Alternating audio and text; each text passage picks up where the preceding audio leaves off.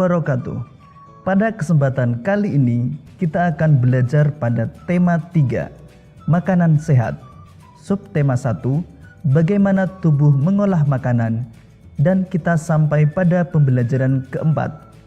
Sahabat cerdas, sebelum kita mulai pembelajaran kita, jangan lupa untuk berdoa terlebih dahulu. Sekarang coba kalian perhatikan percakapan antara Siti dan Lani berikut ini.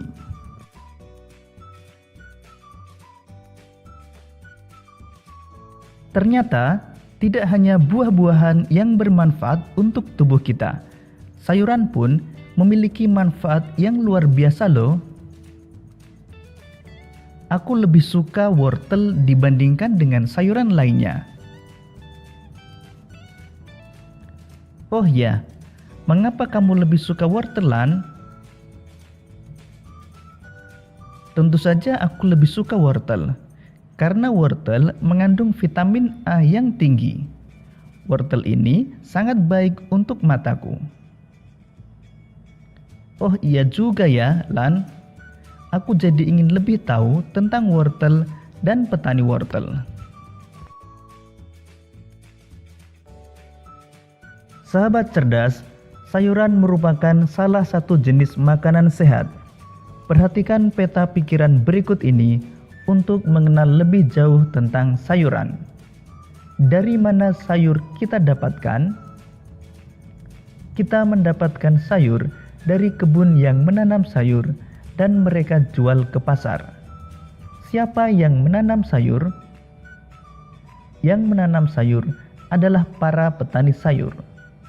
Apakah peranan petani bagi kehidupan kita? Peran petani bagi kehidupan adalah penyedia makanan pokok bagi kita, mulai dari beras, jagung, ubi, gandum, buah, dan sayuran. Bagaimana cara petani sayur memanfaatkan lingkungan hidup? Para petani sayur memanfaatkan lingkungan hidup dengan cara menanam sayuran untuk memenuhi kebutuhan mereka. Petani sayur menanam di ladang, sawah, dan kebun.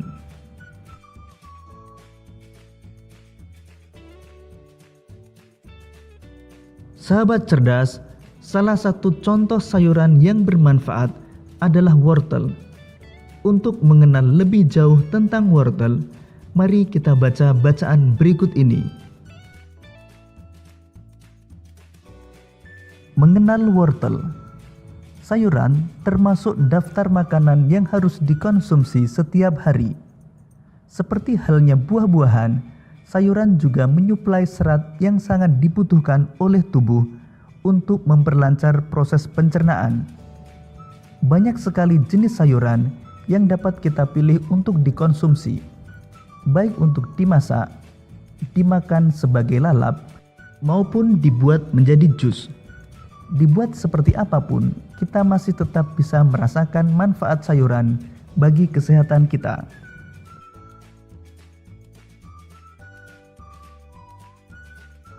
Salah satu contoh sayuran yang bermanfaat adalah wortel.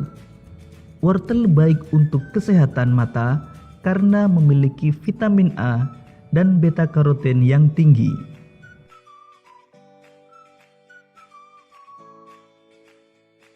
Lalu seperti apakah kegiatan petani wortel yang berada di balik tanaman yang berkhasiat ini?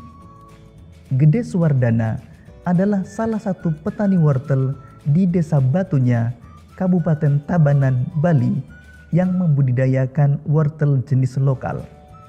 Suwardana memaparkan, selama masa tanam, para petani rutin memberikan pupuk pada awal masa tanam. Menurutnya, pemberian pupuk di awal masa tanam sangat berpengaruh terhadap perkembangan tanaman. Pupuk yang mereka gunakan adalah pupuk organik.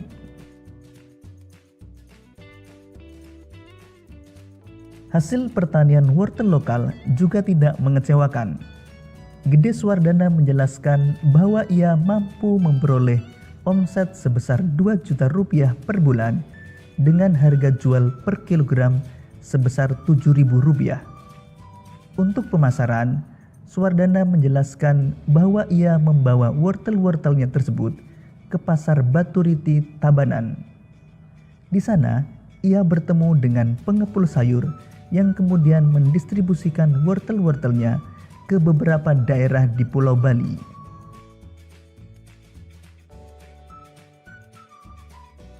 Dalam dunia usaha pertanian, ada 3 pihak yang selalu bekerja sama, yakni pemasok, petani yang bersangkutan, dan distributor yang membeli sayur mayur atau buah-buahan dari petani.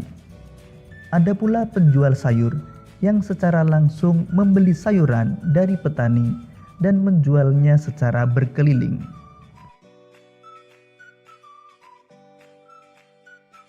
Sahabat cerdas, pada bacaan mengenal wortel, kita menemukan adanya interaksi dengan lingkungan alam dan interaksi dengan lingkungan sosial.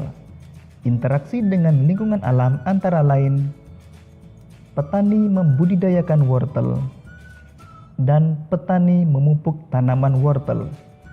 Sedangkan interaksi dengan lingkungan sosial antara lain petani menjual wortel ke pengepul sayur, penjual sayur yang membeli sayuran dari petani, maupun kerjasama antara pemasok, petani, dan distributor. Berdasarkan bacaan mengenal wortel, kita menemukan keberagaman jenis pekerjaan, yaitu petani, pengepul sayur, dan penjual sayur.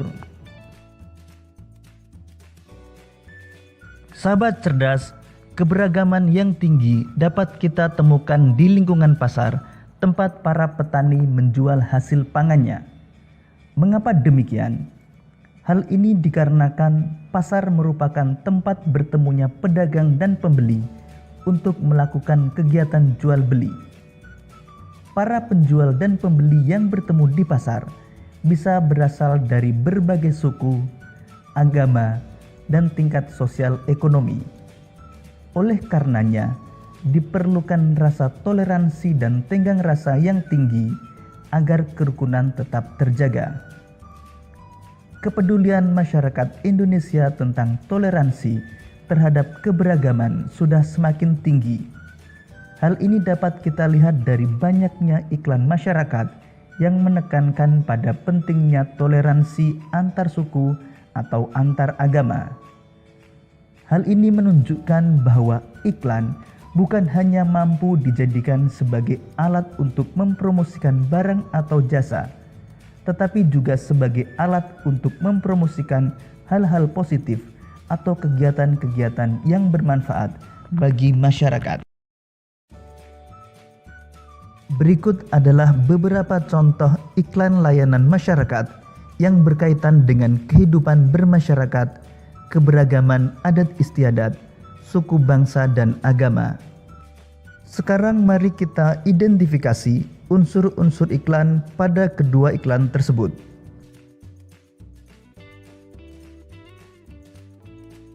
Pada iklan A, kalimat iklan adalah sebatang lidi jadi kuat bila menjadi sapu. Sebuah bangsa menjadi kuat bila tetap bersatu. Mari bersatu untuk maju. Kata-kata kuncinya adalah mari bersatu. Kemudian gambar cukup jelas namun kurang menarik karena hanya berupa gambar sapu yang berlatarkan warna putih.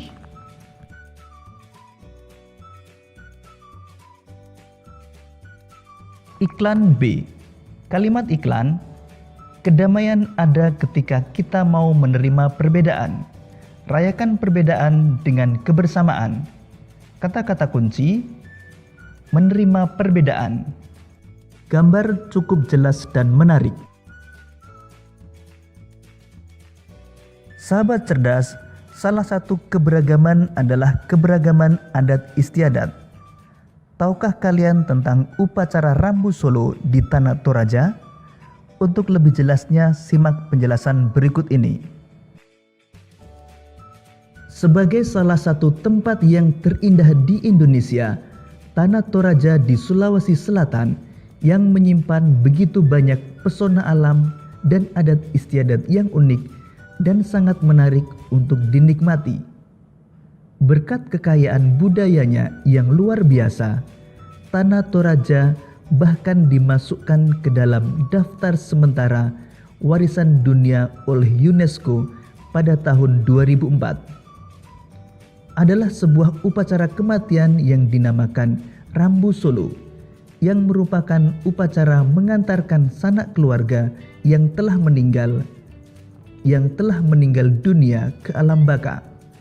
Upacara ini biasanya dilangsungkan secara meriah selama berhari-hari